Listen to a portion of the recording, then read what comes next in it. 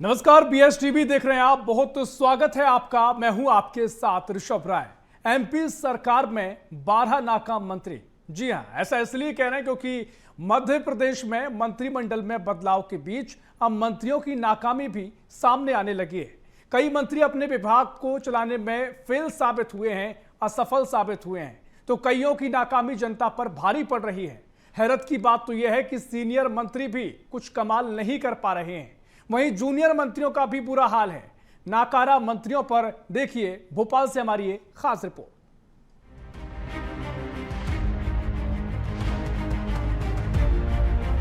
प्रदेश में अभी भी मंत्रिमंडल का विस्तार हो सकता है। इस विस्तार से पहले मंत्रियों का रिपोर्ट कार्ड भी तैयार किया जा रहा है, लेकिन इन सब के बीच विभाग को चलाने में फेल हो रहे मंत्रियों की तस्वीर भी सामने आने लगी। BSTV ने जब मंत्रियों के कामकाज का आकलन किया तो क्या सीनियर क्या जूनियर सभी एक ही कतार में खड़े नजर आए, यानी ये माननीय जनता की कसौटी पर खरे नहीं उतरे। प्रदेश में ऐसे 12 मंत्री हैं जो किसी न किसी वजह से चर्चा में रहे। 2.5 साल के रिपोर्ट कार्ड में कई नाकामियां भी दर्ज है। इनमें कई मंत्रियों के पास महत्वपूर्ण विभाग है और इन्हीं विभागों की जिम्मेदारी को निभाने में ये माननीय फेल साबित हुए हैं। BSTV कुछ ऐसे ही मंत्रियों की नाकामी आपको बता रहा है, जिसका खामियाजा हमेशा जनता को ही भुगतना पड़ा। राजेंद्र शुक्ल, स्वास्थ्य मंत्री, नाकामी, कफ सिरप कांड। राकेश सिंह, PWD मंत्री, नाकामी, खराब सड़क, घटिया निर्माण। प्रद्युम्न सिंह तोमर, ऊर्जा मंत्री, नाकामी, बिजली कटौती, किसानों पर अजीब फरमान, स्मार्ट मीटर। ऐदल सिंह कंसाना, कृषि मंत्री, नाकामी, खाद और बीज से किसान परेशान। प्रदेश में नाकामी कई मंत्रियों के कदम चूम रही है। इनमें कई सीनियर और सियासत के अनुभवी नेता भी शामिल हैं। सबसे पहले हम डिप्टी CM और स्वास्थ्य विभाग के मुखिया राजेंद्र शुक्ल की बात कर लेते हैं।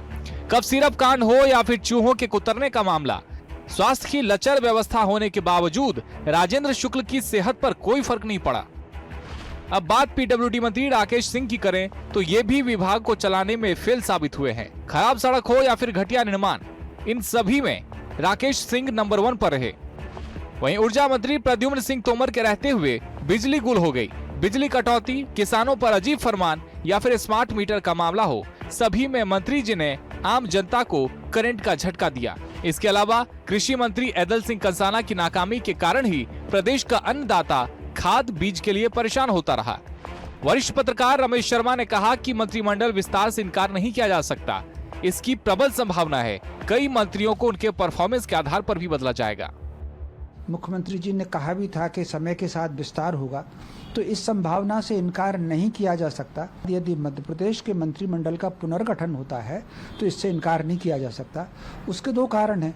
एक तो मंत्रियों के कुछ स्थान भी रिक्त है। कुछ मंत्रियों के बारे में ये हो सकता है कि उनकी परफॉर्मेंस को लेकर के उनको कुछ और दायित्व दिया जाए और मंत्रिमंडल में किसी और सदस्य को शामिल किया जाए। गोविंद सिंह राजपूत, खाद्य नागरिक आपूर्ति मंत्री, नाकामी, गेहूं और धान खरीदी पर असमर्थता। विजय शाह, जनजातीय कार्य मंत्री, नाकामी, सेना का अपमान। विश्वास सारंग, खेल युवा कल्याण सहकारिता मंत्री, नाकामी, नर्सिंग घोटाला। संपतिया उइके, लोक स्वास्थ्य यांत्रिकी मंत्री, नाकामी, जल जीवन मिशन में घोटाला। प्रदेश में किसानों की परेशानी की एक वजह कृषि मंत्री हैं, तो दूसरी वजह मंत्री गोविंद सिंह राजपूत। इनके विभाग ने गेहूं और धान खरीदी करने में असमर्थता जताई थी। वहीं बयानवीर मंत्री विजय शाह ने भी सेना का अपमान किया। वहीं दूसरी तरफ खेल मंत्री विश्वास सारंग का नर्सिंग घोटाला पीछा नहीं छोड़ रहा। अब मंत्री संपत्तिया उइके की बात करें तो जल जीवन मिशन में घोटाले के कई मामले सामने आए। शायद उनसे विभाग नहीं संभल पा रहा, क्योंकि उनके ही अधिकारी उनके ही खिलाफ जांच के आदेश दे चुके हैं। तुलसी सिलावट, जल संसाधन मंत्री, नाकामी, कारम डैम में घोटाला। इंदर सिंह परमार, उच्च शिक्षा, आयुष, तकनीकी शिक्षा मंत्री, नाकामी, RGPV में घोटाला और विवादित बयान। नरेंद्र शिवाजी पटेल, स्वास्थ्य राज्य मंत्री, नाकामी, कफ सिरप कांड। राव उदय प्रताप सिंह, परिवहन, स्कूली शिक्षा मंत्री, नाकामी, परिवहन घोटाला। मंत्री तुलसी सिलावट के पास जल संसाधन जैसा महत्वपूर्ण विभाग है। इसके बावजूद इन पर कारम डैम में घोटाले का कलंक लगा है। वहीं मंत्री इंदर सिंह परमार भी शिक्षा के मंदिर में घोटालों को रोकने में नाकाम साबित हुए। उनके नाम भी आरजीपीबी घोटाला और विवादित बयान जैसी कई उपलब्धियां हैं। साथ ही अपने विभाग को संभालने में फेल साबित हुए पहली बार के मंत्री नरेंद्र शिवाजी पटेल पर सत्ता का नशा ऐसा चढ़ा कि उन्होंने गुंडागर्दी करने से भी गुरेज नहीं किया। वहीं मंत्री राव उदय प्रताप सिंह के परिवहन विभाग में भी घोटालों की बयार आती रहती है। अब इस मामले पर सियासत भी शुरू हो गई है। देखिए, माननीय मुख्यमंत्री मोहन यादव जी समय समय पर अपने कैबिनेट के माध्यम से या विभागों की समीक्षा करते हुए आप सम्मानित मीडिया के समक्ष कई बार नजर भी आए और स्पष्ट रूप से दिशा निर्देश भी देते हैं और जनहित कल्याणकारी योजनाओं को लेकर धरातल पर क्या स्थिति है, यथा स्थिति है, और उन सब पर मॉनिटरिंग भी करते हैं सतत रूप से। तो निश्चित रूप से ये एक स्वाभाविक प्रक्रिया है जो हमेशा डॉक्टर मोहन यादव के दिशा निर्देश के अनुरूप चलती है। हजारों करोड़ की बजट वाले विभाग की समीक्षा 15 मिनट में हो सकती है क्या? मैं आपसे सवाल पूछता, मुझे बताइए। 15-15 मिनट में समीक्षा कैसे हो सकती है?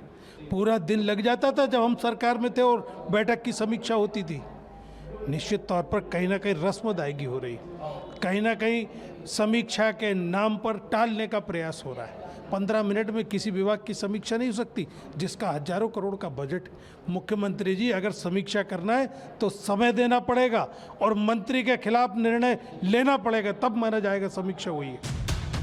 सियासी तौर पर कहा जा रहा है कि मंत्रियों की नाकामी मंत्रिमंडल विस्तार के पहले उन पर भारी पड़ने वाली है।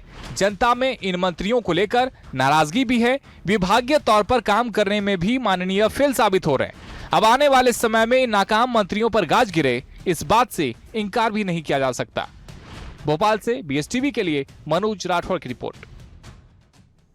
तो रिपोर्ट आपने देखी और 12 मंत्री ऐसे हैं जिन पर आगे गाज गिर सकती है, क्योंकि जिस तरीके से इनका पूरे 2.5 साल का अभी तक का समय रहा, कार्यकाल रहा, कई सवाल इनको लेकर खड़े हुए। जिस तरीके से अब सवाल खड़े हुए हैं तो अब मंत्रिमंडल विस्तार की भी चर्चा है, इसी पर हम चर्चा करेंगे। खास पैनल हमारे साथ जुड़ गया है भारतीय जनता पार्टी से डॉक्टर वाणी आहलूवालिया जुड़ गई हैं। डॉक्टर वाणी जी, बहुत स्वागत है आपका बीएसटीवी में। और कांग्रेस की ओर से पक्ष रखने के लिए हमारे साथ अंबिका शर्मा जी जुड़ गए हैं। अंबिका जी, बहुत स्वागत कर रहा हूं आपका बीएसटीवी में। और स्टूडियो में मौजूद हैं हमारे संवाददाता मनोज राठौर। मनोज जी, आपका भी बहुत स्वागत है। चर्चा की शुरुआत करेंगे। मनोज जी, पहले आप ही के पास आऊंगा, क्योंकि जिस तरीके से 12 जो मंत्रियों का आकलन बीएसटीवी हमने किया है और खासकर इनकी तमाम जो कार्यकाल में तमाम ऐसे मामले रहे, चाहे घोटालों के मामले हो, आरोप लगते रहे हैं। और सबसे महत्वपूर्ण बात यह है कि अभी जो बैठक भी हो रही है, मुख्यमंत्री समीक्षा कर रहे हैं और इसमें मंत्रिमंडल विस्तार से भी जोड़कर देखा जा रहा है, कई मंत्रियों पर गाज गिर सकती है। तो क्या कुछ आगे की तस्वीर हम देखें? बिल्कुल, क्योंकि जिस तरीके से आज से 2 दिन का जो मंथन सीएम हाउस में चल रहा है, खास तौर से इसमें रिव्यू हम इसे कहेंगे, समीक्षा की जा रही है मंत्रियों के कामकाज की। 15 से 20 मिनट का समय जो है एक मंत्री को दिया जा रहा है। संगठन के तरफ से भी पदाधिकारी मौजूद हैं। प्रदेश बीजेपी के अध्यक्ष इसमें शामिल हुए हैं। तमाम मंत्री, प्रहलाद पटेल हो, राव उदय प्रताप सिंह हो, कृष्णा गौर हो, ये सीएम हाउस के अंदर अभी मौजूद हैं। उनकी तरफ से लगातार जो है अपने विभाग के कामकाज की पूरी रिपोर्ट दी जा रही है। कुछ पॉइंट जो है ऋषभ इसमें तय किए गए हैं कि जो टारगेट दिए गए थे 2.5 साल में कितना काम किया, बेहतर काम किया, अच्छा काम किया, क्या कमियां थी। तो आगे का रोड मैप जो है वो आने वाले समय में तैयार होगा, क्योंकि सिंगस थे, सिंगस के बाद जो है नगरीय निकाय चुनाव है। इसके अलावा जो है समय कम है, चुनाव की तैयारियां भी करना पड़ेगी। तो ये ओवरऑल जो है वो एक रिव्यू है और विस्तार यदि होता है तो संभवतः इस रिपोर्ट को भी देखा जाएगा कि कौन मंत्री बेहतर काम कर रहा है, कौन नहीं काम कर रहा है। ऐसे में उनको हटाया भी जा सकता है, क्योंकि 4 पद जो है मंत्रियों के अभी खाली हैं। ऐसे में बताया जा रहा है कि 4 मंत्रियों को जो है वो बदला भी जा सकता है। तो रिव्यू है, रिव्यू के बाद किस तरीके का रोड मैप है, कौन बेहतर रहेगा, किसका परफॉर्मेंस खराब रहेगा, उनके काम पे ये पूरा डिपेंड करेगा। तो यही कारण है कि सत्ता संगठन दोनों मिलकर जो है कसौटी जो है वो उस पर मंत्रियों को इस समय परख रहा है, उनको जान रहा है कि उन्होंने अपने विभाग के लिए कितना काम किया। बिल्कुल, वाकई में देखिए रिपोर्ट कार्ड पेश होगा, उसके बाद परफॉर्मेंस के आधार पर आगे तय होंगी चीजें। लेकिन जो हम 12 मंत्रियों का जिक्र कर रहे हैं, इस पर भी हम सिलसिलेवार तरीके से चर्चा करेंगे। वाणी जी, पहले मैं आपके पास आऊंगा, क्योंकि देखिए जो 12 मंत्रियों का जिक्र हम कर रहे हैं, इनमें तमाम नाम देख लीजिए, चाहे विश्वासारंग का नरसिंह घोटाले का जिक्र हो, तुलसीराम सिलावट का कारम डैम की बात हो, या तमाम जो और मंत्रियों के हम नाम बता रहे हैं, सिलसिलेवार पूरी रिपोर्ट आपको हमने दिखाई है। आगे चर्चा इन मंत्रियों को लेकर भी है कि इन पर गाज गिर सकती है। लेकिन अभी जो आपकी जो पूरी बैठक चल रही है कांग्रेस उस पर कह रही है कि इस बैठक से क्या होगा, 15-15 मिनट की बैठक लेंगे, समीक्षा करेंगे, जबकि मामला 1000 करोड़ के फंड से जुड़ा हुआ है, तो 15 मिनट में क्या कुछ कर लिया जाएगा? बीएस टीवी के श्रोताओं को नमस्कार करती हूँ, आपको, आपके संवाददाता को और वरिष्ठ कांग्रेस प्रवक्ता को, सबको मैं संडे की शुभकामनाएं देती हूँ। देखिए, बहुत ये निर्धारित कार्य है भारतीय जनता पार्टी का कि हम समीक्षा लेते हैं, और समीक्षा के लिए क्या होता है, एक रिपोर्ट होती है, तो उसका सारांश होता है। जिस प्रकार से कांग्रेस के प्रवक्ता तंज कस रहे हैं, मुझे तो पूछना है इनको कि ये जो इनका जो बोलना था कि पूरा पूरा दिन लग जाता है समझने में, तो कांग्रेस ने खुद की इतनी घोटालों की पहेलियां सुलझाने में ही तो इनको समय लगता था। भारतीय जनता पार्टी का पक्ष बहुत स्पष्ट और साफ है। हम काम की समीक्षा, चाहे वो किसी छोटे कार्यकर्ता का हो, चाहे वो मंत्री का हो, चाहे वो उससे भी ऊपर बड़े अधिकारी का हो, समीक्षा सबकी होती है, समय अनुसार होती है, नियम अनुसार होती है, इससे कि हम समय अनुसार जो बदलाव करना है, उसमें आशु रचना करनी है या संवाद रखना है, हम सुनिश्चित करते हैं कि अनुशासन और विचारधारा के अधीन ये कार्यकर्ता अपने कार्य का दायित्व ठीक है, ये प्रक्रिया के बारे में बताया गया, लेकिन वाणी जी ये बताइएगा कि जिन नामों का जिक्र हमने किया है, इनको लेकर क्या उम्मीद की जाए, क्योंकि बहुत सारे मामले ऐसे हैं जिनको लेकर पहले भी चिंतन देखने को मिला है, और कई नाम ऐसे जिनको लेकर कहा जाता रहा है कि नाम शायद आगे उनसे वो जिम्मेदारी छीन ली जाए या उन पर गाज भी गिरे, और कई विभाग की बात भी होती है जिन पर नए मंत्रियों को मौका मिल सकता है, लेकिन इन नामों को लेकर क्या कहेंगे आप, जो रिपोर्ट में हमने दिखा है? ठीक है, आप लोग स्पेक्यूलेटिव जो जर्नलिज्म है उस पे ज्यादा मुझे लगता है जोर दे रहे हैं। ये सब स्पेक्यूलेशन है। संगठन और जो राजनीतिक तंत्र है, जो पार्टी का तंत्र है, जो मुख्यमंत्री और उनके जो अधिकारी हैं, वो सक्षम रूप से इसका अध्ययन करते हैं, इसकी समीक्षा लेते हैं, सुधार कार्यों के लिए दिशा निर्देश देते हैं, क्योंकि मोहन यादव जी वो मुख्यमंत्री हैं जो जीरो टॉलरेंस के तहत कार्य करते हैं। ठीक है, जीरो टॉलरेंस की बात आप कहती हैं। अंबिका शर्मा जी, मैं आपके पास आ रहा हूं, क्योंकि जिस तरीके से पूरी बैठक चल रही है, आप तो कह रहे हैं कि 15 मिनट में कुछ नहीं होना, अंबिका जिस तरीके से वाणी जी उनके अपने तर्क हैं, लेकिन यहां पर कई नामों की सूची है जिन पर गाज आगे गिर सकती है, और क्योंकि ठीक बात है कि परफॉर्मेंस की बात भी हो रही है, और उसका दूसरा अगर राजनीतिक कारण भी देखें तो शायद आगे चलकर एक नामों पर दाग रहा, सवाल रहे तो चुनाव में इसका नुकसान भी हो सकता है, इस लिहाज से भी राजनीति में बातें कही जाती हैं। कैसे कांग्रेस देख रही? देखिए ऋषभ भाई, पिछले 1.5 साल से इस प्रकार की नौटंकी चल रही है, और सामान्य तौर पर देखा जाता है कि हर परीक्षार्थी का रेट 1 साल में आवश्यक रूप से आ जाता है। 3 साल होने को है और इन नाकारा मंत्रियों के रेट आज तक नहीं आए हैं। 14 मंत्री लगभग इनके ऐसे हैं जिन पर सीधे सीधे भ्रष्टाचार के आरोप, जो अकर्मण्यता के प्रतीक हो गए हैं, जिनका कोई परफॉर्मेंस नहीं रहा और उनके खिलाफ कोई कार्रवाई नहीं हुई, माने इतने नाकारा साबित हुए हैं। सबसे पहले तो माननीय मुख्यमंत्री जी को इस पर खेद व्यक्त करना चाहिए, माफी मांगना चाहिए मध्य प्रदेश की जनता से कि आपने उन 14 मंत्रियों को, अकर्मण्य मंत्रियों को आपने भोगा है, आपने ढोया है, तो इसके लिए हम क्षमा प्रार्थी हैं। इसके बाद हमारा निवेदन यह है कि 15-15 मिनट में या 10-10 मिनट में एक एक विभाग की, इतने बड़े बड़े विभागों की समीक्षा कैसे हो सकती है? और अब समीक्षा तो होना चाहिए उन हजारों लोगों की जिनके आंखों में आंसू है, उन नौजवानों की जो बेकार हैं, उन किसानों की जो लाचार हैं, उन बहनों की जो असुरक्षित महसूस कर रही हैं, और उसकी समीक्षा होना चाहिए। यानी अंबिका जी, आप ही कह रहे हैं कि आपको भरोसा नहीं है कि कोई मंत्रियों पर अगर नाकामी रही है, कुछ अगर चीजों अपने विभाग का नहीं कर पाए हैं, तो कोई गाज उन पर गिरेगी, आपका ये मानना है? मूलभूत जो माने समस्याएं हैं उनसे ध्यान हटाने का एक इवेंट है, एक षड्यंत्र है, एक कोशिश है, और जो समस्याएं हैं। ठीक है, वाणी जी रिएक्शन दीजिएगा, फिर मनोज जी के पास में जाऊंगा। वाणी जी।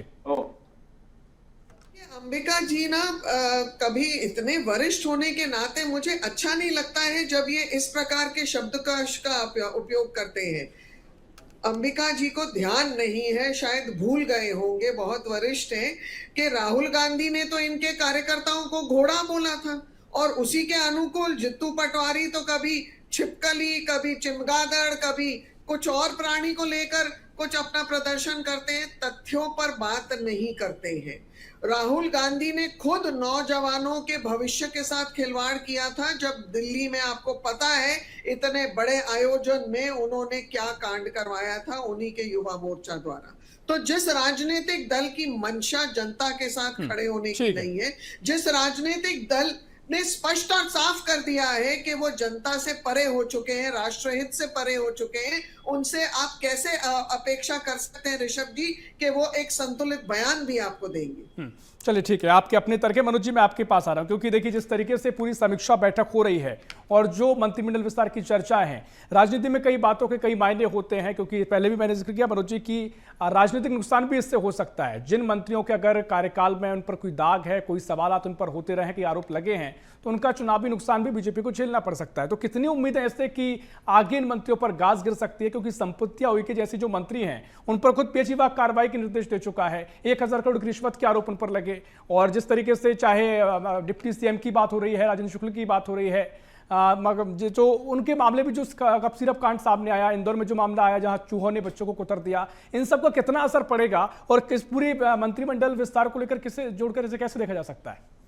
ऋषभ, बिल्कुल यही कारण है कि बीजेपी लगातार नवाचारों की ओर आगे बढ़ती है। कई नए प्रयोग भी बीजेपी के अंदर देखे जा सकते हैं। यूपी में मंत्रिमंडल का विस्तार हुआ है, गुजरात में किस तरीके से पूरी टीम को बदल दिया गया, तो ये बताता है कि तमाम संभावनाओं पर जो है वो बीजेपी काम करती है। ऐसे में आज की जो रिव्यू बैठक है, जो समीक्षा मुख्यमंत्री और संगठन की तरफ से ली जा रही है मंत्रियों की, और ये 2 दिन तक चलेगी, तो संभवतः इसमें ये देखा जाएगा कि जो विभाग है उसमें जो टारगेट रखे थे वो टारगेट पूरे हो पाए हैं या नहीं, मंत्री किस तरीके से अपने विभाग को चला रहे हैं या फिर वो उसे चलाने में असमर्थ हैं। तो ये तमाम चीज़ें देखने के बाद संभवतः 2-3 महीने में कोई बड़े फैसले भी जो है वो सत्ता संगठन के द्वारा लिए जा सकते हैं। तो एक पैटर्न है बीजेपी के अंदर, और बीजेपी के अंदर कब क्या हो जाए ये इसका आकलन भी कभी लगाया भी नहीं जा सकता, जिस तरीके के फैसले राज्यों में देखने को मिल रहा है। लेकिन रिव्यू है, इसका मंथन होगा, और जब रिजल्ट आएगा तो ये देखना होगा कि कौन से मंत्रियों पर जो है वो गाज गिरती है, कौन को बाहर का रास्ता दिखाया जा सकता है, क्योंकि अभी एक लंबी कतार है मंत्रियों की बनने की, तो कई विधायक इंतजार में। लेकिन मनोज जी, क्योंकि संभावनाओं से क्या इनकार किया नहीं जा सकता, मुझे लगता है, क्योंकि बीजेपी में जिस तरीके से देखा जाता आता है कि परिवर्तन भी होते हैं, हमने बड़े बड़े राज्यों में देखा जहां पूरा मंत्रिमंडल के लगभग सभी मंत्रियों को बदल दिया गया। अगर थोड़े से भी दाग हैं, थोड़ी सी भी कार्यशैली अगर दिखाई देती है, परफॉर्मेंस की बात लगातार कही जाती है, तो संभावनाएं तो बनी हुई हैं कि कई मंत्रियों पर गाज गिरे या फिर परिवर्तन देखने को मिले। बिल्कुल, जोखिम जो है बीजेपी नहीं लेती है, और यही कारण है कि इसे हम 2028 के विधानसभा चुनाव और उससे पहले यानी 1 साल बाद जो नगरीय निकाय और पंचायत के चुनाव हो रहे हैं उससे भी जोड़ के देखा जा सकता है। तो संभावना है, और बीजेपी किसी तरीके का जोखिम नहीं लेगी। 2028 के चुनाव में जिस तरीके की स्थिति मध्य प्रदेश में है वो उस स्थिति पर बरकरार अपने को रखेगी। जरा सा भी उसे लगा कि नुकसान हो रहा है उसे, तो उसे चेंज भी किया जा सकता है, मंत्री से हटा के जो है कोई दूसरी जिम्मेदारी दी जा सकती है। तो ये अभी शुरुआत है, आने वाले समय में एक के बाद एक करके तमाम बातें जो है वो सामने आएगी। नहीं, बिल्कुल ठीक है। देखिए, अब तमाम बातों को तमाम राजनीतिक मायने होते हैं। वाणी जी, मैं आपके पास आ रहा हूं, क्योंकि कांग्रेस के जो आरोप हैं वो उनके अपने तर्क हैं, लेकिन अगर राजनीतिक नफा नुकसान से भी इससे जोड़कर देखा जाए तो जो तमाम नामों को हमने दिखाया, चाहे विश्वास सारंग के जो पूरा विभाग है उनके हिसाब से जो नरसिंह घोटाले का जिक्र लगातार किया गया, कई अवैध कॉलेजों का जिक्र होता है, या फिर कप सिरप कांड की बात अभी कर लीजिए, और मैं बार बार कह रहा हूं कि संपत्तियां उइके का ये बड़ा मामला सामने आया था, खुद सरकार ने इनके खिलाफ जांच के आदेश दिए, तो इनको लेकर भी क्या आगे नुकसान हो सकता है? इसके चलते माना जाए कि इनको आगे गाज गिरे या फिर बदलाव किया जाए? देखिए, भारतीय जनता पार्टी के लिए 2 बहुत प्रमुख बिंदु रहते हैं, कार्य क्षमता, कार्य निष्ठा। और यदि किसी के ऊपर आरोप है और वो आरोप पर अगर कार्रवाई हुई है, कुछ इंक्वायरी हुई है, उसके तथ्य सामने होते हैं, उसके अनुसार आंकलन होता है। हम भविष्य को लेकर काम करते हैं, हम कोई भी चीज ना अंधकार में करते हैं, ना हम बल्कि स्पष्टता के साथ कार्य करते हैं, कार्य सिद्ध करते हैं। अभी जो प्रवक्ता जी बोल रहे थे, तो मैं उनको पूछना चाहती हूँ, अंबिका जी, किस मुंह से आप इस्तीफा मांगते हैं भारतीय जनता पार्टी के किसी भी व्यक्ति से, क्योंकि भोपाल गैस ट्रेजेडी जब हुई थी तो आप लोगों ने कौन से अपने नेता के ऊपर गाज गिराई थी, मुझे तो याद नहीं पड़ता है। ऋषभ जी, क्या आपको ध्यान आता है कि ऐसा कुछ हुआ था? भारतीय जनता पार्टी जिम्मेदारी, जवाबदारी और अनुशासन के तौर पर अपने कार्य सिद्ध करती है और ये सुनिश्चित करती है अपने कार्यकर्ताओं से कि वो इस भाव को, इस विचारधारा को अपनाएंगे, उसे उसका एक सुविचार करेंगे, उसे अपने कार्य क्षमता में उतारेंगे। इसलिए भारतीय जनता पार्टी के कार्यकर्ताओं में हम जवाबदेही अंबिका शर्मा जी, क्योंकि बीजेपी में कहा भी जाता है कि समय समय पर चीजों का आकलन भी होता है, साइंटिफिक पार्टी बीजेपी कहती है जहां भी कोई कमियां नजर आती है उनको दूर किया जाता है, या फिर कुछ ऐसी चीजें जो भविष्य में पार्टी को या संगठन को नुकसान पहुंचा सकती है उन पर भी ध्यान दिया जाता है। तो इसे बीजेपी इस तरीके से मान रही है कि आप जो आरोप लगा रहे हैं उससे पहले अगर कुछ हमको कमियां दिखाई देती हैं तो हम स्वतः संज्ञान उस पर लेंगे। ऋषभ जी, सबसे बड़ी दुर्भाग्यपूर्ण बात तो ये है कि अभी माननीय सर्वोच्च न्यायालय ने विजय साय के मामले में कहा एनफ इज एनफ, ये बहुत हो गया है, निर्देशों का पालन होना चाहिए। इसके बाद भी मध्य प्रदेश सरकार में इतनी शर्मिंदगी महसूस नहीं हुई कि विजय साय को मंत्रिपरिषद से ड्रॉप कर देते। मध्य प्रदेश की राजनीति एक स्वस्थ परंपरा रही है। देखिए, मैंने डिस्टर्ब नहीं किया आपको, आप शांत रहिए। मध्य प्रदेश की राजनीति स्वस्थ परंपरा रही है कि हम लोग जवाबदेही सुनिश्चित करते हैं। मान लीजिए कोई मंत्री, किसी मंत्री के विभाग में गंभीर घटना घटती है और उसकी सीधा उसकी क्षमताओं से को प्रभावित करती है तो नैतिकता के आधार पर इस्तीफा हो जाना चाहिए। लेकिन अंबिका जी, बीजेपी कह रही है कि आपके कार्यकाल को याद दिला रहे हैं कि गैस ट्रेजेडी का जिक्र करते हैं कि उस समय किसको आपने इस्तीफा दिया था?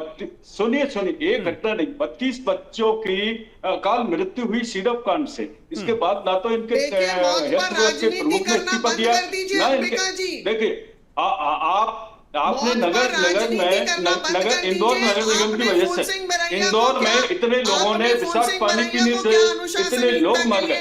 आरजीपीवी घोटाला इतना बड़ा हुआ, उसमें भी किसी की जवाबदेही, परिवहन घोटाला हुआ, नर्सिंग घोटाला हुआ, पीडब्ल्यूडी घोटाला हुआ, शिक्षा विभाग में घोटाला हुआ, सब जगह घोटाले और इसके बावजूद समीक्षा हो रही। अरे समीक्षा नहीं, ये सब नाटक और नौटंकी हो रहा है। ये पूरे प्रदेश की जनता देख रही है आपकी नौटंकी को, आपके भ्रष्टाचार की कहानी को पूरी तरह एक करके हमारे। लेकिन अंबिका शर्मा जी, इस पूरी बैठक को इसी से जोड़कर तो देखा जा रहा है, आप जो तमाम आरोप लगा रहे हैं, जिन घोटालों का जिक्र भी कर रहे हैं, हमने इस पूरी रिपोर्ट में किया है। ठीक है, आपके तर्क अपने अलग हो जाते हैं, लेकिन इससे जोड़कर भी देखा जा सकता है कि अगर ये आरोप लगे हैं तो शायद, खैर अभी कहना बहुत जल्दबाजी होगा, शायद इस पूरे मंत्रिमंडल विस्तार जब होगा तो इन मंत्रियों पर गाज भी गिर सकती है। इसकी संभावना को कम नहीं किया जा सकता। अरे 3 साल हो गए हैं, जांच कब करेगी? इसके पहले भी 6 माह पहले इन्होंने समीक्षा की थी और किसी मंत्री को आज तक नहीं। ठीक है, वाणी जी क्विक रिएक्शन दीजिएगा, मनोज जी के पास में जा रहा हूं। वाणी जी। अंबिका, ऋषभ जी, अंबिका जी के तर्क और उनका जो संवाद है वो बहुत कमजोर है, क्योंकि वे जवाब नहीं दे पाए हैं कि फूल सिंह बरैया के ऊपर इन्होंने क्या अनुशासनहीनता की कार्रवाई की। क्या आप ऋषभ जी अपने परिवार के साथ बैठ के उनका वो वक्तव्य सुन सकते हैं? उनको तो राहुल गांधी ने मंच पर बुलाकर अपने साथ बिठाया, यानी कि स्वीकार्यता दी।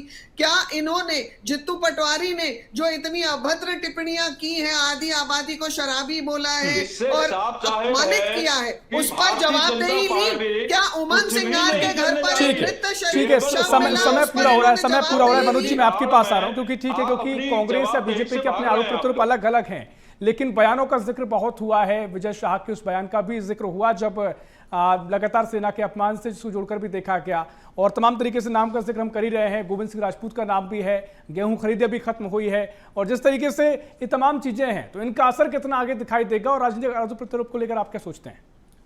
बिल्कुल ऋषभ, कई बार पार्टियों की मजबूरी रहती है, चाहे वो कांग्रेस हो, बीजेपी हो या दूसरी पार्टी, उनकी अपनी अपनी मजबूरी, खास तौर से जो समीकरण क्षेत्र के लिहाज से जातिगत समीकरण रहते हैं। और ये मामला जो है विजय शाह के में भी देखने को मिला, क्योंकि वो आदिवासी बड़े नेता हैं, आदिवासी वर्ग से आने वाले।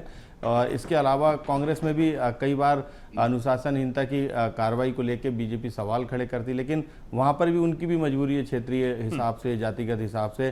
तो कई बार ये मजबूरियाँ आड़े आ जाती है। यही कारण रहता है कि जिस तरीके के जिस तरीके की कार्रवाई होनी चाहिए वो नहीं हो पाती है, और यही सबसे बड़ी वजह रहती है कि पार्टियां जो हैं वो लगातार उनको अपने साथ रखती है, जो कि बीजेपी में भी है और कांग्रेस में भी है। नहीं, बिल्कुल। देखिए, राजनीतिक तौर पर भी अपने अपने तर्क होते रहे हैं, लेकिन ये काफ़ी महत्वपूर्ण विषय है और भारतीय जनता पार्टी लगातार इस पर संगठन की बात कहती रही है। किस तरीके से सरकार में रहते हुए ये काम किया जाएगा, जो छवि की बात हुई है, जो सवाल खड़े हुए हैं, और खासकर जो बैठक चल रही है, समीक्षा बैठक, इसमें क्या कुछ आगे फैसले लिए जाएंगे, ये भी देखना दिलचस्प होगा। चर्चा इस पर और भी की जा सकती है। समय इतना ही है। बहुत शुक्रिया वाणी जी, बहुत शुक्रिया अंबिका जी, और बहुत शुक्रिया मनोज जी आपके चर्चा में शामिल होने के लिए। तो कुल मिलाकर देखिए, जिस तरीके से लगातार 12 मंत्रियों को लेकर जिक्र हुआ, बीएसटीवी की रिपोर्ट आपने देखी, और अब यहां पर समीक्षा बैठक चल रही है, मुख्यमंत्री बैठक ले रहे हैं, और रिपोर्ट कार्ड भी यहां पर मंत्री अपना पेश करेंगे, परफॉर्मेंस भी देखी जाएगी। अब क्या कुछ तस्वीर आगे देखने को मिलेगी, ये देखना दिलचस्प होगा। फिलहाल के लिए इस खास पेशकश में इतना ही। देश प्रदेश की और भी खबरों के लिए देखते रहिए बीएसटीवी। नमस्कार।